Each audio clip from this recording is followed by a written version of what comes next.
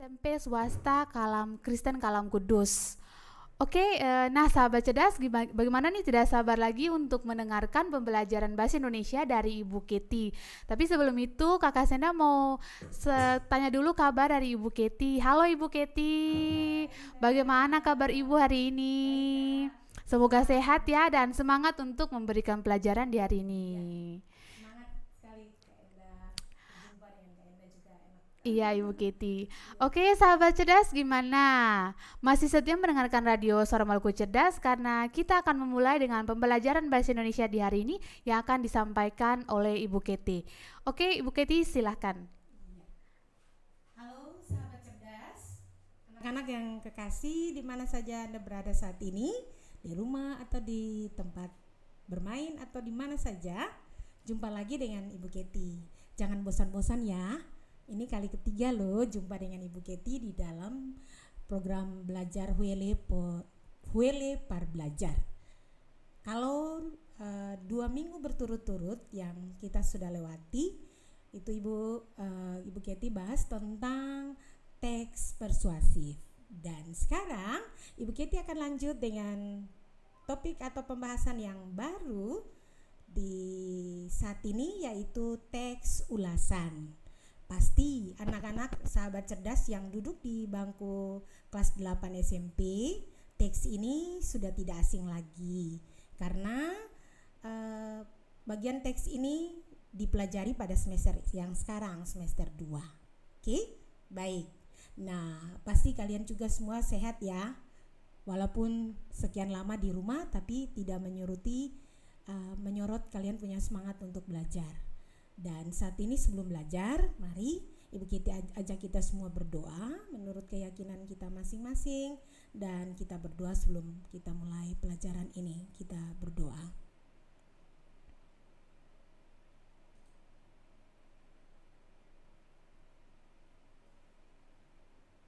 Berdoa selesai? Iya. Anak-anak yang kekasih, sebelum Ibu lebih lanjut lagi membahas tentang teks ulasan, Ibu bertanya nih, siapa sini yang senang baca komik? Pasti banyak nih. Terus yang senang baca novel, cerpen, ataupun yang senang nonton film, atau juga baca buku pengetahuan, atau juga baca buku biografi tokoh, gitu ya, orang-orang terkenal, atau orang-orang yang membuat kalian terinspirasi. Siapa yang senang baca? Pasti kalau dia senang baca, tidak asing kalau kita mengikuti teks ulasan atau pelajaran hari ini. Karena memang setelah kita membaca, pasti kita ingin membuat atau menulis tentang apa yang pernah kita baca, atau kita mengingat kembali apa yang pernah kita baca, ya. Baik, hari ini Ibu Keti lanjut dengan teks ulasan. Kita mulai dengan cakupan materi. Ada 8 yang akan kita capai hari ini. Yang pertama, pasti kita tahu dulu atau mengerti tentang pengertian teks ulasan. Kemudian yang kedua, tujuan teks ulasan. Yang ketiga, ciri-ciri teks ulasan. Dan yang keempat, struktur teks ulasan. Kelima, jenis-jenis teks ulasan. Keenam, kaidah kebahasaan teks ulasan. 7, contoh teks ulasan. Dan 8, langkah-langkah menyusun teks ulasan. Oke, kita lanjut. Itu tadi cakupan 8 cakupan yang kita capai. Kita mulai dengan pengertian teks ulasan. Teks ulasan adalah suatu teks yang berisi ulasan atau penilaian atau review terhadap suatu karya berupa kelebihan, kelemahan, dan kualitas suatu karya. Nah, teks ulasan disebut juga dengan resensi. Ketika kita mengulas suatu karya, pengulas harus bersikap kritis agar hasil ulasannya dapat memberikan kontribusi bagi kemajuan karya tersebut. Nah, kalau tadi kalian sudah tahu tentang pengertian, sekarang kita lihat jenis karya apa saja sih yang perlu kita mengulas. Ibu angkat ini ada 7 karya yang perlu kita ulas. Khusus bagi anak-anak di tingkat SMP kelas 8. Karena kelas 7 kita juga bahas tentang buku fiksi dan non fiksi, itu mirip dengan sama dengan teks ulasan yang Ibu bawa hari ini. Nah, jenisnya yang pertama kita lihat yang itu novel, yang kedua cerpen, ketiga drama, keempat puisi. Nah, 4 golongan ini dimasukkan di dalam karya sastra. Biasa karya sastra ada 4 jenis ini yang perlu kita tahu sebagai anak-anak di SMP. Kemudian ada juga yang kelima, kita bisa menilai atau mengulas lagu. Ya, anak-anak. Kemudian film. Nah, ini film kebetulan Ibu pernah berikan materi ini juga di anak-anak Kalam Kudus sampai saya mengajak mereka untuk nonton film bersama. Kalau mereka masih ingat mungkin film itu Koko. Nah, itu Spanen ya, kita nonton sambil kita buat tugas dari film itu atau mereview atau mengulas kembali tentang isi ulasan dari film Koko. Yang berikut ketujuh, mengulas buku. Bisa buku pengetahuan, buku paket, itu yang hari-hari kita jumpai di sekolah. Oke. Itu 7 jenis karya yang perlu diulas. Ada juga sebenarnya banyak, tapi Ibu angkat atau spesifikkan hari ini tentang 7 saja dulu. Iya, mari kita lanjut dengan materi berikut. Selesai jenis, kita masuk ke tujuan teks ulasan. Nah, tujuan teks ulasan ada 5. Ya, yang pertama menunjukkan pandangan atau penilaian penulis terhadap suatu karya. Sekali lagi, menunjukkan pandangan atau penilaian penulis terhadap suatu karya. Yang kedua, membantu pembaca untuk mengetahui isi suatu karya. Ya, dengan teks ini kita membantu kita untuk mengetahui isi dari suatu karya itu. Dan yang ketiga, memberikan informasi kepada pembaca tentang kelebihan dan kekurangan karya. Benar. Setelah kita membaca pasti yang enak yang ini, yang tidak enak ini masuk dalam golongan kelebihan dan kelemahan gitu ya. Dan yang keempat, membandingkan karya tersebut dengan karya lain. Nah, perlu kita banding. Wah, karya ini boleh, atau novel ini bagus, novel ini tidak baik. Dari segi bahasanya kurang pas dengan saya gitu ya. Ya, itu mengenai membandingkan. Kemudian yang kelima, memberikan pertimbangan pada pembaca apakah suatu karya tersebut pantas untuk dinikmati atau tidak. Gitu ya. Ini perlu. Yang catatan kelima ini perlu pertimbangan supaya anak-anak juga bisa mengetahui pertimbangan dari buku-buku yang kita baca, ya. Ya, itu mengenai tujuan teks ulasan. Berikut, kalau tadi sudah tujuan, sekarang kita lihat ciri teks ulasan. Ya, ciri teks pertama itu pasti di dalam teks ulasan itu strukturnya harus ada. Dan struktur itu nanti kita lebih jelas dibahas lagi, tapi Ibu singgung saja di atas ini.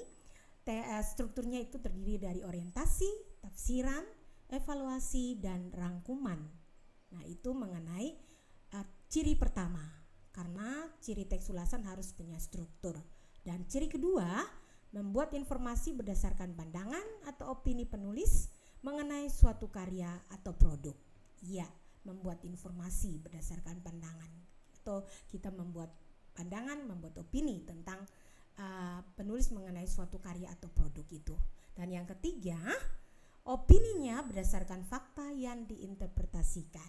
Ya, perlu ada fakta. Orang bilang selalu ada bukti, ada fakta yang perlu dijelaskan di dalam opini itu. Dan yang keempat, memiliki nama lain yaitu resensi. Ya, jadi tadi Ibu sudah singgung di awal bahwa teks ulasan mirip atau sama dengan kita membuat resensi novel atau resensi cerpen atau resensi film, dan yang 7 yang di atas itu tadi ya.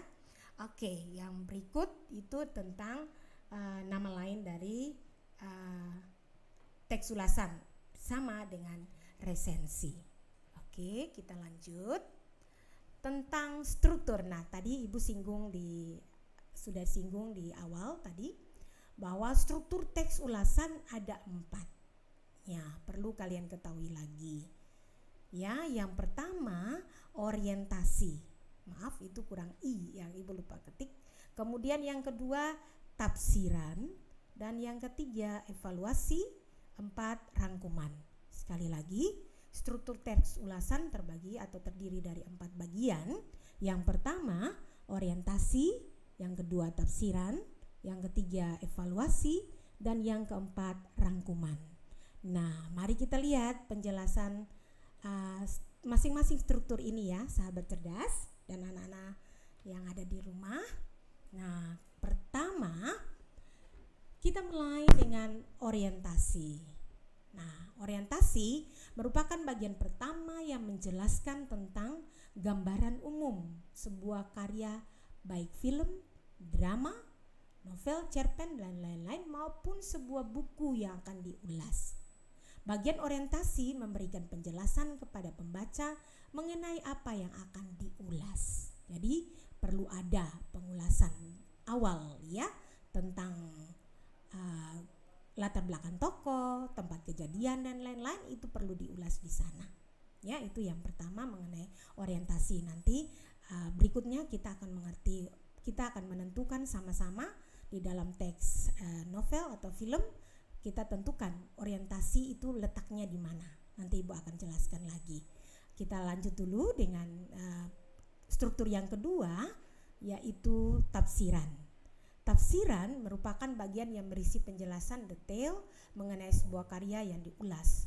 Misalnya berisi tentang bagian-bagian suatu karya, keunikan, keunggulan, kualitas, dan sebagainya. Sekali lagi, tafsiran merupakan bagian yang berisi penjelasan detail mengenai sebuah karya yang diulas, misalnya berisi tentang bagian-bagian suatu karya, keunikannya, keunggulannya, dan kualitas dari karya itu. Ya, berikut yang ketiga, rangkuman. Rangkuman merupakan bagian yang berisi kesimpulan dari ulasan terhadap suatu karya. Bagian ini membuat komentar penulis apakah hasil karya tersebut berkualitas atau tidak untuk ditonton atau dibaca.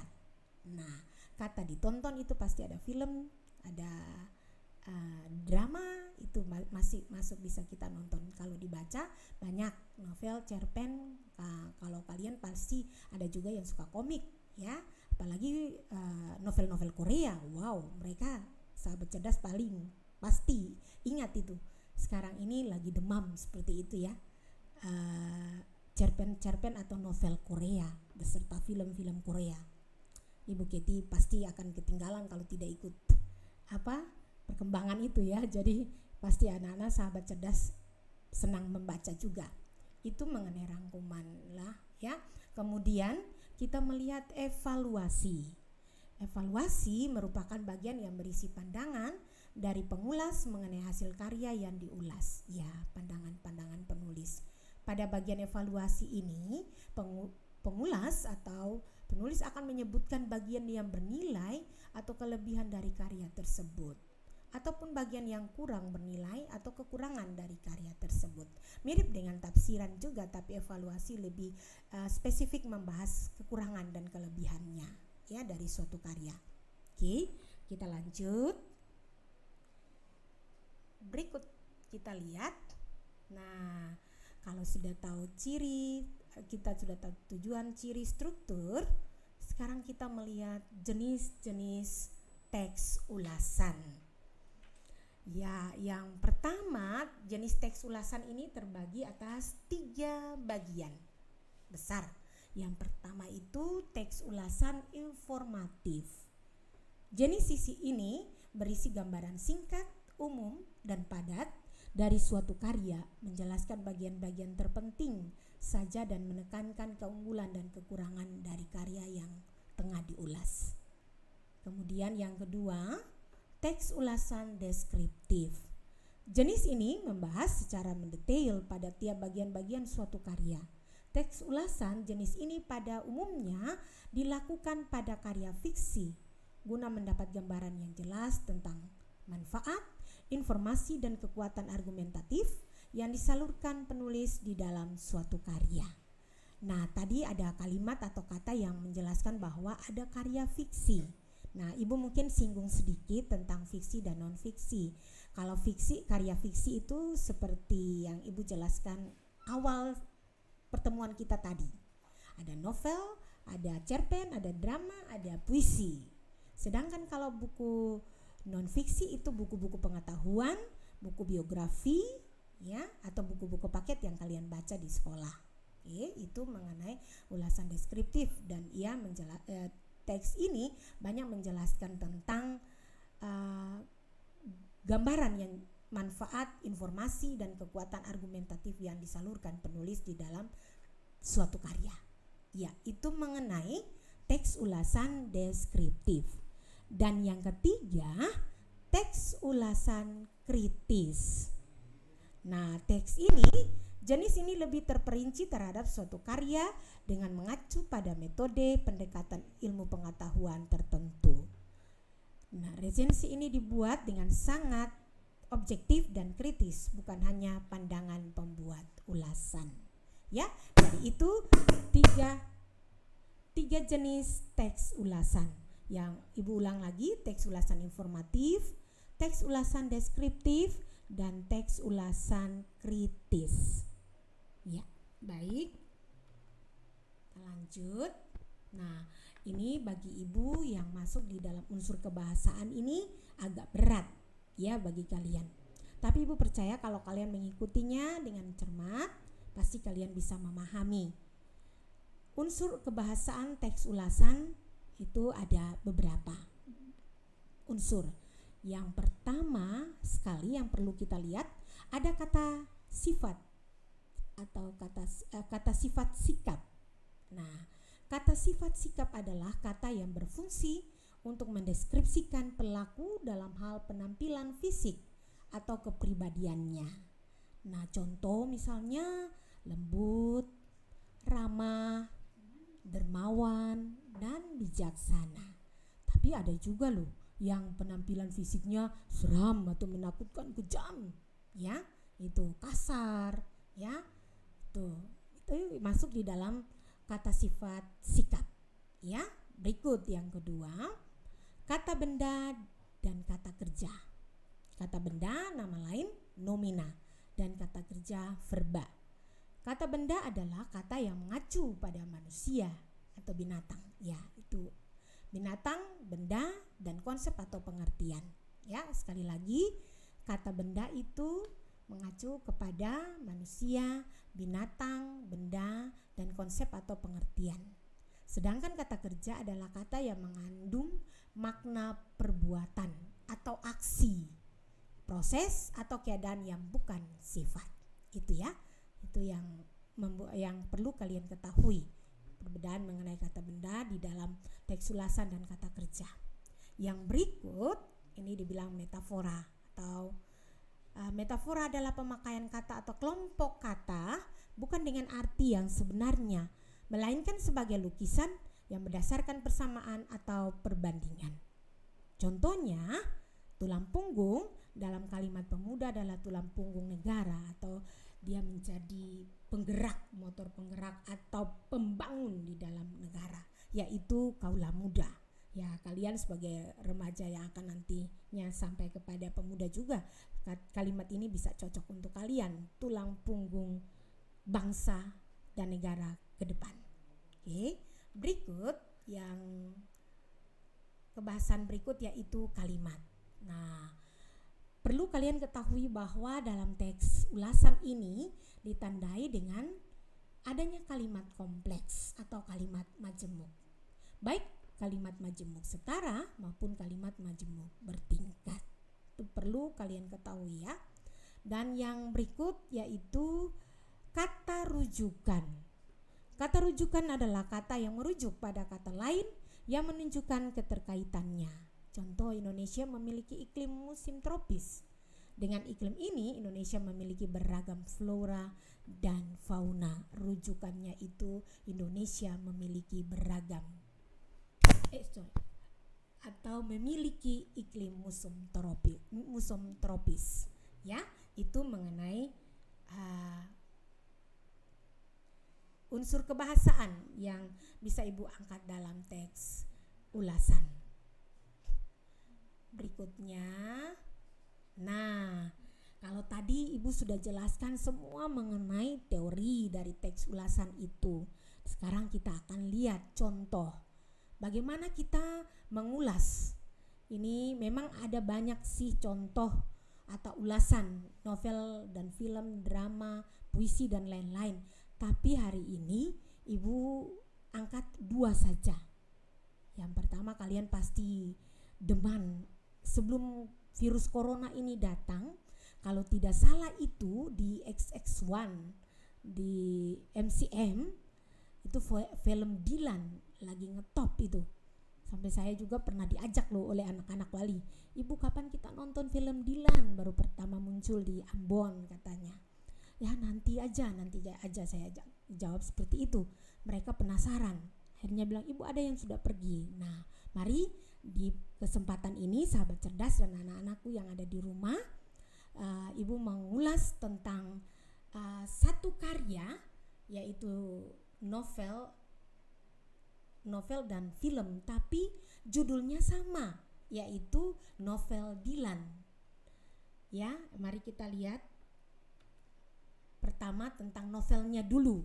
Nah, novelnya sebelum kita masuk di dalam dia punya ulasannya, kalian harus pertama melihat judul, atau Ibu sering dikatakan di situ mengenai identitas buku atau identitas novel atau juga identitas umum atau ya identitas dari novel itu. Yang pertama judul, kemudian penulis, kemudian penerbit, kemudian kota tempat terbit, tahun terbit, tebal halaman. Nah, mari kita lihat sama-sama mulai dengan judul. Judul di sini Dylan, penulis P.D.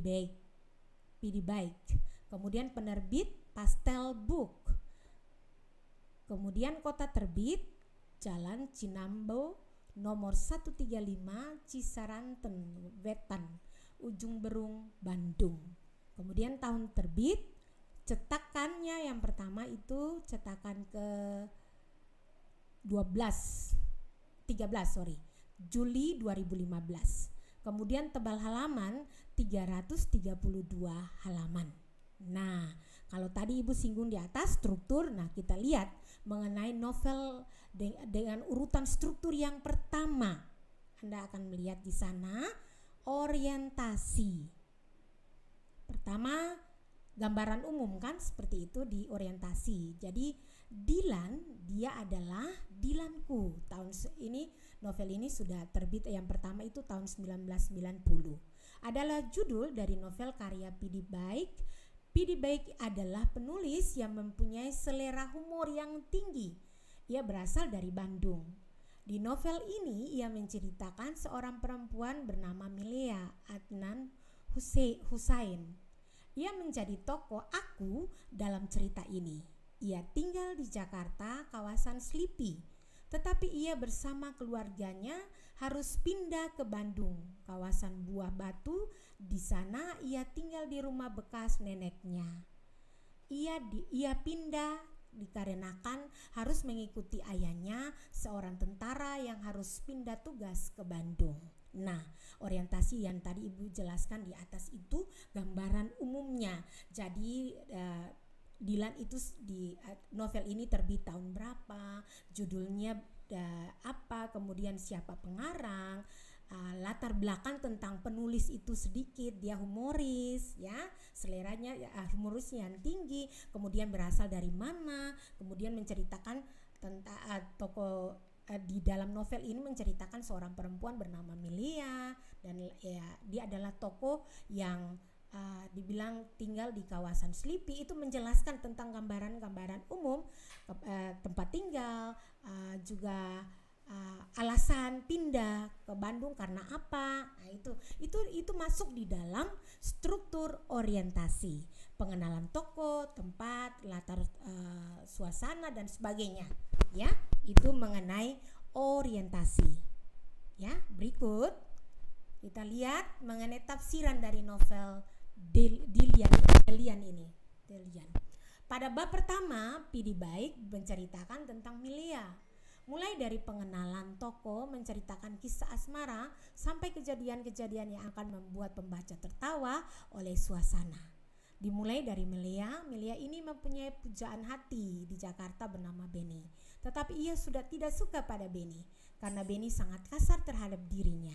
Sejak ia tinggal di Bandung, Melia menyukai sesosok laki-laki bernama Dilan. Dilan pun sepertinya mempunyai perasaan yang sama terhadapnya. Tetapi cinta mereka berdua sedikit terhalangi oleh seorang mahasiswa ITB bernama Kang Adi. Karena dalam cerita ini Kang Adi suka terhadap Melia. Melia mempunyai teman di sekolah barunya yaitu Nandan, Pian, Wati, dan Anhar. Melia juga mempunyai musuh yaitu Susi. Karena Susi ini suka terhadap Dilan, tapi karena Dilan menyukai Melia, jadi Susi tidak bisa mendapatkan Dilan. Jadi di tafsiran ini menjelaskan tentang bagaimana pengenalan tokoh dengan tokoh lain, ada terjadi interaksi di antara mereka, saling suka dan saling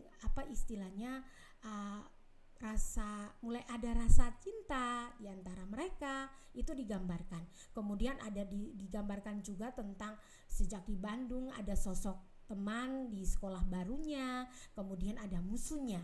Nah, ini harus dijelaskan di dalam bagian tafsiran. Oke, ya. Kita lanjut yang ketiga, yaitu evaluasi. Nah, evaluasi novel ini sangat menarik.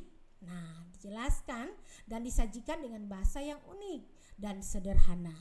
Juga pada setiap bab terdapat kalimat-kalimat yang pasti membuat para pembaca selalu ingin tertawa.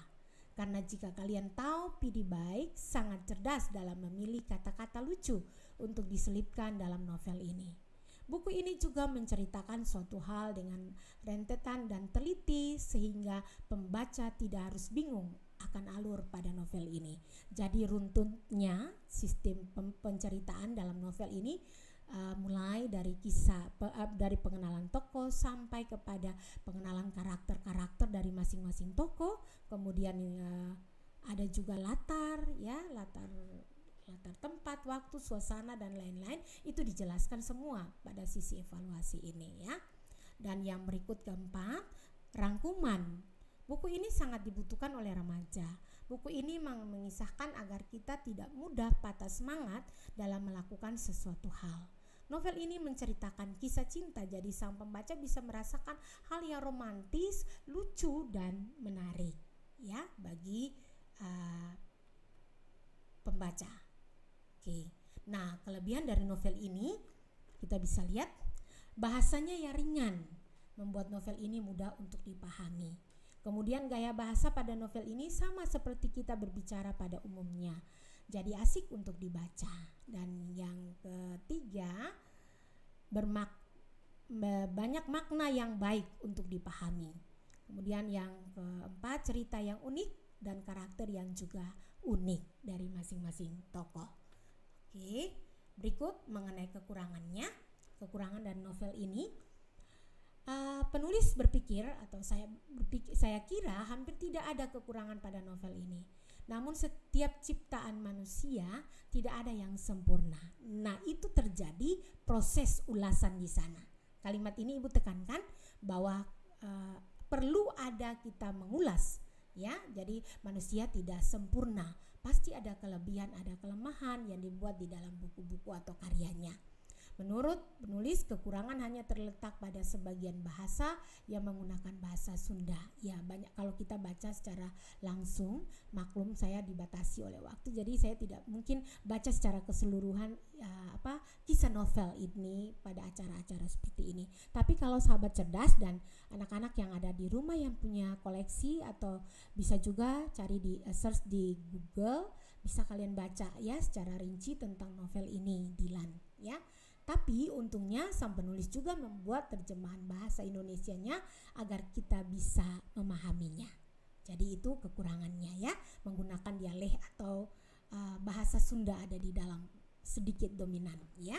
Oke, berikut kalau itu mengenai novel. Nah, sekarang mengenai mengenai filmnya.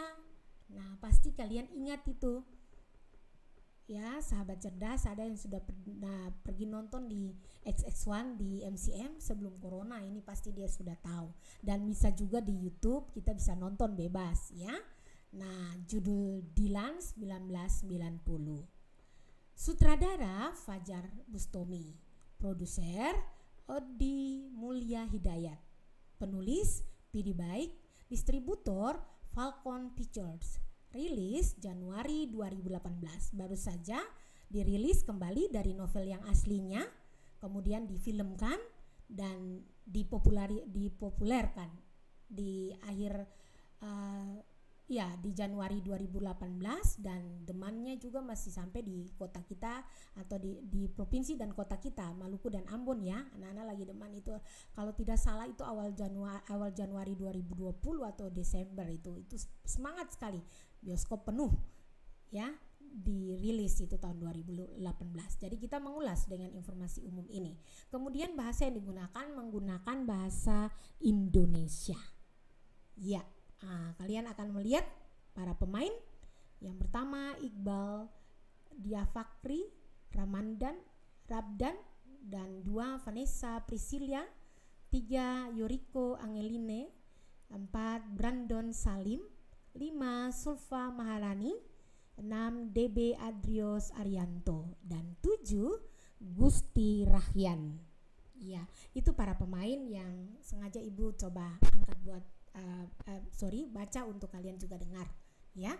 Oke, kita berpindah. Nah, kita lihat ya sinopsis dari buku itu, dari film ini. Yang pertama, Dilan itu novelnya diterbitkan atau ditulis pada tahun 1990, merupakan film yang diambil dari buku karangan Pidi Baik. Film ini disutradarai Fajar Bustami dan sukses meraih penonton lebih dari 6 juta orang. Nah, bayangkan anak-anak ya. Kemudian film Dilan 1990 ditayangkan serentak di bioskop seluruh Indonesia pada akhir Januari 2018. Sesuai apa yang dikatakan oleh sang penulis, film ini adalah kisah nyata remaja usia SMA.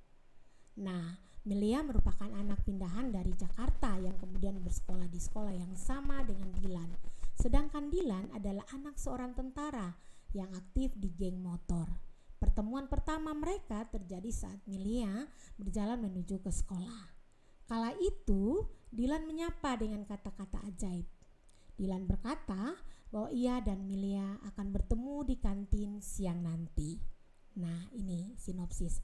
Kalau kita kaitkan dengan strukturnya, berarti ini masuk di dalam struktur orientasi lagi ya. Berikut Ibu akan baca, sahabat cerdas. Pendekatan demi pendekatan terus dilakukan Dilan, namun ternyata teman sekelas Melia yaitu Nandan menyukai Melia. Mengetahui hal itu, Dilan perlahan menjauhi Melia. Sepengetahuan Dilan, mereka berdua resmi berpacaran padahal nyatanya tidak.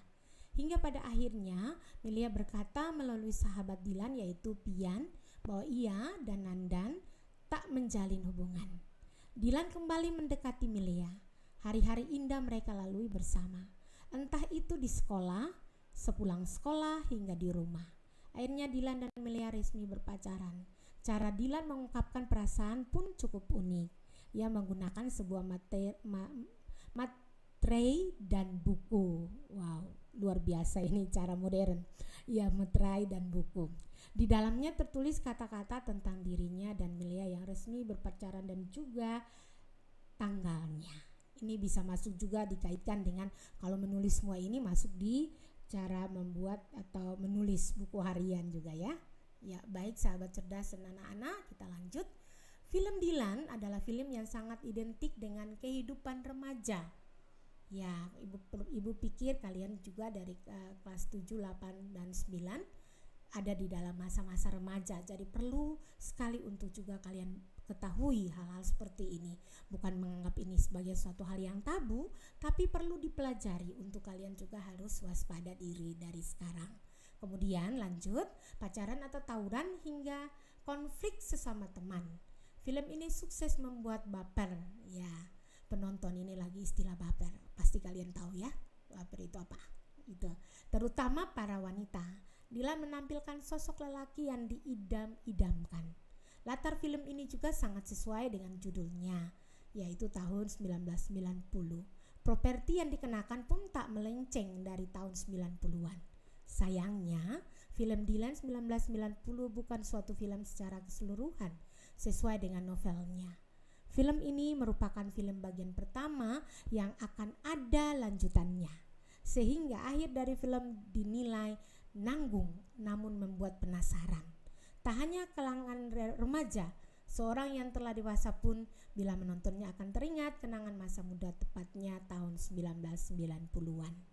Ya, mungkin Ibu jelaskan 1990-an, kalian ada yang baru lahir, ada yang belum, ada yang sudah gitu ya. Tapi kalian pasti belum lahir, dan ini dicoba diangkat di dalam film dan dipublikasikan atau ditonton di seluruh Indonesia 2018. Pasti kalian deman untuk mengikuti film ini. Kemudian itu mengenai kita mengulas film Dilan. Oke, kalian bisa memahami dan mengerti dua contoh tapi dari judul yang sama. Memang ada contoh-contoh yang banyak yang bisa kalian angkat dan mengulas. Yang sering baca novel-novel yang lain, novel-novel Korea, mulailah dari sekarang. Mungkin kalian tidak bosan kalau di rumah membaca terus membuat teks ulasan terhadap novel yang kalian baca atau drama-drama Korea. Perlu kalian ketahui supaya kalian bisa membuat teks ulasan ini. Dan tidak cukup sampai di situ loh, anak-anak sahabat cerdas. Pasti mungkin karena virus corona ini mewabah, membuat kegiatan-kegiatan seperti ini tidak ada untuk beberapa saat. Tapi biasanya kalau kita mengulas atau kita membuat resensi, itu ada lomba-lomba dari tingkat kota, tingkat provinsi sampai tingkat nasional, membuat resensi dari novel atau membuat ulasan dari novel, cerpen, drama, puisi dan lain-lain. Nah, banyak.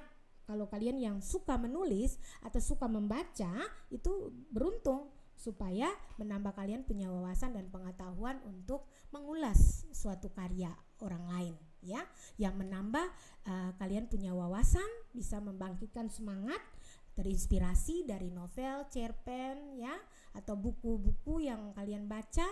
Itu membuat kalian menjadi semangat, tidak merasa jenuh di rumah karena berlama-lama libur sampai hampir kurang lebih ini 2 bulan, ya, mau mendekati 3 bulan, ya pasti kalian jenuh. Tapi kalau kalian mencoba setelah mengikuti teks Ibu Kety menerangkan tentang teks ulasan ini, mungkin kalian bisa mencoba untuk memulai, ya. Kalau yang senang baca pasti ini menjadi kesukaannya, ya. Dan setelah selesai Ibu paparkan semua ulasan tentang novel dan film dari Dilan, langkah terakhir yang akan kita tempuh untuk capaian hari ini di dalam teks ulasan yaitu langkah-langkah menyusun ulasan. Nah, sekali lagi, langkah-langkah menyusun ulasan. Yang pertama, mencatat identitas karya yang akan diulas. Nah, identitas seperti apa yang tadi Ibu gambarkan di depan itu, dimulai dengan judul, ya, siapa pengarangnya, penerbitnya, kota terbitnya, ya, jumlah halamannya, ketebalannya, itu masuk di dalam identitas buku, ya, itu masuk. Yang berikut, mencatat hal-hal menarik atau hal penting dari karya yang diulas. Nah, perlu kalian ketahui hal-hal penting yang harus kalian ulas di dalam buku, ya, ketika kalian membaca. Ini hal yang menarik, karakternya gini, disamakan dengan karakter si A dan si B, ada karakternya seperti ini. Ada juga yang menampilkan karakter-karakter atau tokoh-tokoh yang tokoh ini kok serem, tokoh ini kan baik, gitu ya, bisa membandingkan ya, dari berpikir dan mencatat hal-hal menarik. Wah, menarik sekali untuk dibaca, seru deh, ini sama dengan pribadiku, atau mirip dengan karakterku ada di dalam toko ini misalnya ya. Itu perlu kalian mengkajinya sedetail mungkin di dalam menyusun teks ulasan. Yang berikut, menelaah kelebihan dan kekurangan karya yang diulas. Kalau kelebihan dan kekurangan, pasti kalian harus melihat sisi baiknya. Dari segi bahasanya, dari segi penampilan tokoh, karakter dari tokoh, kelebihannya gitu ya.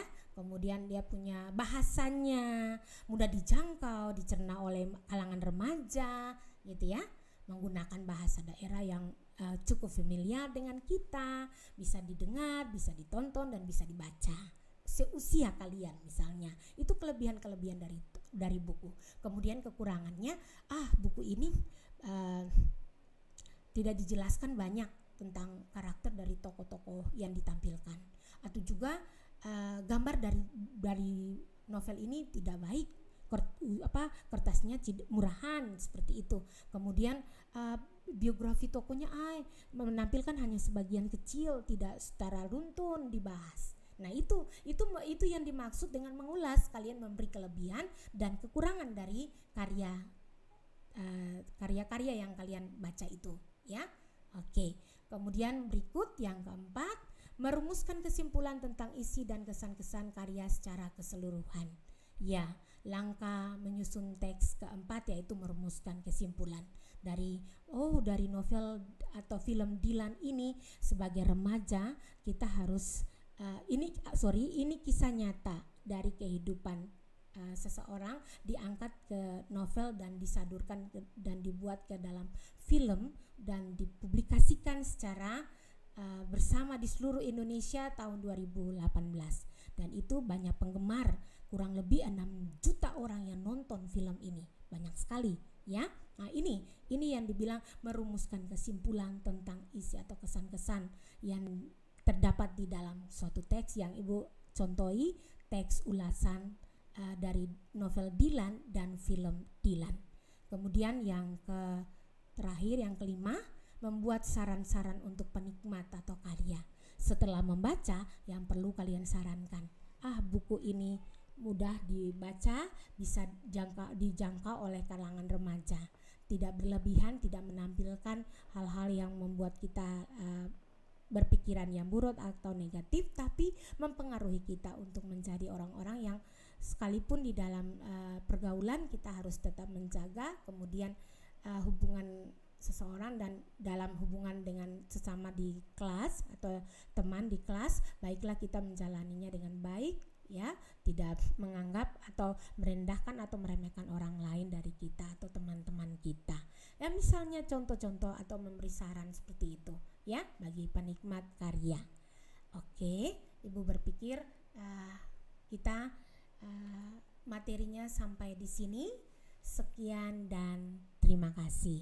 Semoga kalian bisa mencoba untuk mengulas buku novel atau buku cerpen atau buku paket, buku pengetahuan yang banyak. Hari ini Ibu cuma mengangkat 2 saja, tetapi masih banyak. Ada hal-hal yang lain yang perlu kalian pelajari ya. Oke, sahabat cerdas, jangan bosan-bosan ya, mungkin terlalu panjang pembahasannya, tapi Ibu berpikir bermanfaat bagi kalian di masa liburan yang panjang ini. Jika tidak berpikir terus tentang corona atau membuat kalian takut, tapi mencobalah untuk membaca karya-karya anak Indonesia yang terbaik ya. Juga yang senang film Korea, mungkin saran Ibu beralihlah untuk novel-novel Indonesia lagi ya, supaya cintailah dulu produk-produk Indonesia. Sekian dengan Ibu Kety. Oke, sahabat cerdas, kita sudah mendengarkan pembelajaran yang disampaikan oleh Ibu Kety. Bagaimana sahabat cerdas? Menarik kan? Dengan tadi contoh-contoh yang disampaikan oleh Ibu Kety, ada novel Dylan dan juga film Dylan, yang dimana digemari banyak anak-anak remaja ya Ibu Kety. Iya, betul. Bagaimana mereka bisa menemukan teks ulasan dalam novel dan film Dilan. Jangan cuma menonton dan membaca, tapi bagaimana bisa mengulas dari novel dan film tersebut. Oke, Ibu Kety, kami sama-sama sampaikan terima kasih untuk pembelajaran di hari ini. Semoga dapat bermanfaat bagi kakak-kakak atau adik-adik kelas 8. Tapi bisa juga ada baiknya juga bagi sahabat cerdas yang lain untuk menambah ilmu, ya Ibu Kety. Oke, sahabat cerdas, kita akan bertemu lagi dengan pembahasan-pembahasan yang lainnya yang pastinya sangat menarik dari Ibu Kety. Mungkin bagaimana kita undur diri. Mungkin ini materi-materi yang Ibu Kety bawa nih. Ini materi-materi semester kenapa atau semester sekarang. Oh iya, materi yang sekarang ya Ibu Kety. Di kelas 8. Nah, kelas 8. Tapi kalau di kelas 9 mereka sudah lewat. Teks ini. Oh iya Ibu Kety. Jadi ini bisa untuk kelas 7 dan kelas 8 Kalau ya. kelas 7 masih istilahnya itu masih teksnya itu teks resensi atau mengulas buku fiksi dan non fiksi. Tapi yang kelas 8 ini sudah lebih. Oh iya Ibu Kety. Oke, sahabat cerdas, bagi sahabat cerdas yang tidak sempat untuk menyimak pembelajaran di saat ini, bisa langsung kunjungi channel YouTube di BTKI Maluku untuk melihat langsung pembelajaran yang telah disampaikan oleh Ibu Kety.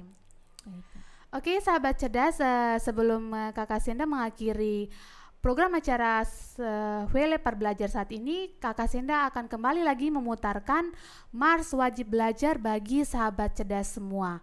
Tetap setia mendengarkan Radio Suara Maluku Cerdas, karena setelah ini Kakak Senda akan kembali.